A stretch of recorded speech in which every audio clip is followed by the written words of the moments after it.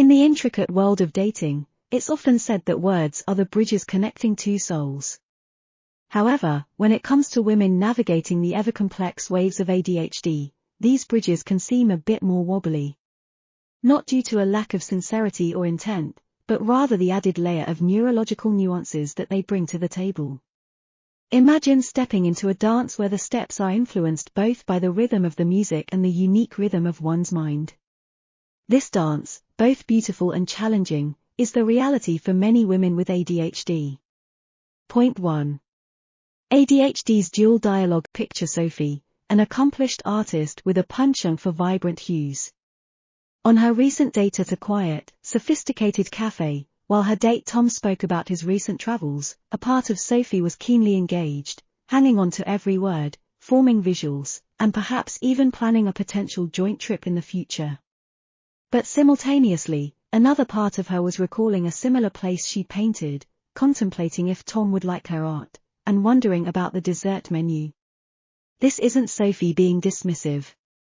It's the classic ADHD trait of juggling internal and external dialogues. For many women, this dual conversation is a daily reality. Acknowledging and mastering this duality can lead to more conscious, engaged, and insightful conversations. It's about ensuring neither dialogue overshadows the other. Point 2. The fire of emotional intensity. Emotions for those with ADHD aren't just mere feelings, they can often feel like blazing trails of passion or intense storms of doubt. Take, for example, Lucy, a passionate writer. After a couple of dates with Alex, she felt the urge to share some of her most personal writings. The feedback? Overwhelmingly positive. But a single, slightly ambiguous comment made her question everything: her talent, the budding relationship, and even her decision to share in the first place. This emotional roller coaster isn't about overreacting, but it showcases the magnified emotional response that many women with ADHD often experience.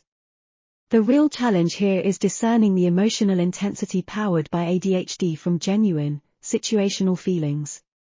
Recognizing this can pave the way for clearer communication, minimizing misinterpretations, and ensuring feelings aren't misjudged. Point 3. Deep dive into hyperfocus. Imagine Claire, an avid traveler, deep in conversation with her date, Mark, about their shared love for exploring hidden gems around the world. As Mark detailed his recent trip to the Amalfi Coast, Claire, with her ADHD-driven hyperfocus, was entirely absorbed.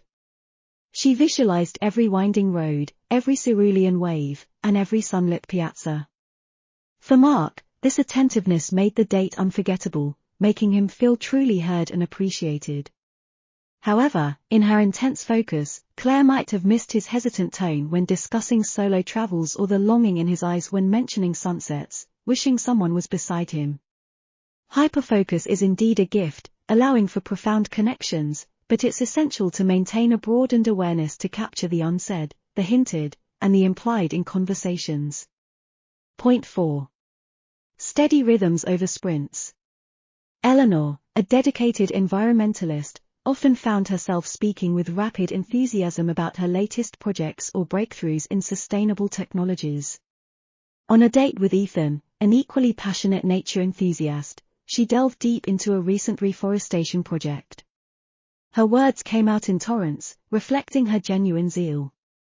However, midway, she noticed Ethan's lost expression. While he was eager to learn and share, the pace at which the conversation flowed felt like a whirlwind tour. It's this vivacious nature of women with ADHD that brings an unparalleled energy to dialogues. Yet, tuning into the conversational pace, ensuring it's a steady waltz rather than a frenzied race, can foster mutual engagement and appreciation. Point 5. Steering through scenic detours. Rebecca, during a serene dinner with Ben, found herself sidetracked by a string of thoughts. One moment they were discussing films, and suddenly, she jumped to a childhood memory triggered by a song playing in the background. While Ben enjoyed the spontaneity, he was momentarily left trying to find the bridge between the two topics. Distractions, especially for those with ADHD, can often lead a conversation down unexpected paths. Yet, the art lies in gracefully acknowledging these moments and having the dexterity to guide the conversation back, ensuring it remains meaningful and stays on course. Point 6. Navigating time's ebbs and flows. Sabrina, with her captivating charm and penchant for detailed storytelling, always found time slipping through her fingers. Preparing for her date with Josh, she'd intended to leave early, but a riveting podcast on the mysteries of ancient civilizations held her attention. By the time she looked up, she was running late. On reaching the cafe, she was met with a slightly irked Josh. To those unfamiliar with ADHD, understanding this fluid perception of time can be challenging. As with many like Sabrina, where minutes can feel like hours and vice versa, being open about this unique relationship with time can be enlightening for their partners. Expressing this early on, perhaps with a gentle preface like, "I sometimes lose track of time when engrossed, but it's never a reflection of my commitment," can bridge the comprehension gap and pave the way for more tolerant and understanding interactions. Point 7. Boundaries, the bedrock of respect. Lila, a fierce advocate for mental health, was always eager to discuss the latest research or personal experiences with ADHD. On a date with Oliver, the topic of mental health arose. As they delved deeper, Oliver, unknowingly, asked a few personal questions that made Lila uncomfortable. She'd faced similar situations before and had learned the importance of setting conversational boundaries. Calmly, she expressed her discomfort and steered the conversation to a more general discussion on ADHD's societal implications. Every individual, ADHD or not, has conversational zones of comfort. For those with ADHD, especially when discussing personal experiences or struggles, charting out these zones can be crucial. By articulating boundaries, they not only ensure their comfort but also enlighten their partners about the sensitive terrains, fostering a space of mutual respect and empathy in dialogues. Point 8. Amplifying the ADHD advantage. Isabel, an artist with an extraordinary palette of thoughts, had always attributed her vibrant creativity to her ADHD. While on a casual date at an art gallery with Nathan, they paused at an abstract painting. While others saw just splashes of color, Isabel discerned a story, a narrative of chaos and order, perhaps a reflection of her own mind. Nathan, intrigued by her perspective, was drawn into a deep and meaningful discussion. This wasn't the first time her ADHD-driven insights had transformed a simple outing into an unforgettable experience. Many with ADHD possess a remarkable depth of thought, a unique lens through which they view the world.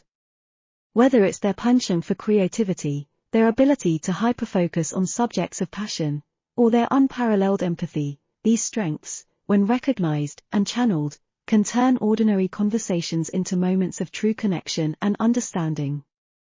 The world of dating, always filled with nuances, gains an added layer of depth when seen through the eyes of a woman with ADHD. It's akin to adding vibrant strokes of color to an already intricate painting. While the challenges of ADHD are undeniable, the strengths it imparts, the creativity, the passion, the intensity are unmatched. As women learn to intertwine their ADHD traits seamlessly into their romantic dialogues, they not only navigate but also redefine the norms of dating. By embracing the ADHD-influenced symphony of thoughts and emotions, they pave the way for connections that transcend the ordinary, touching the realms of the extraordinary.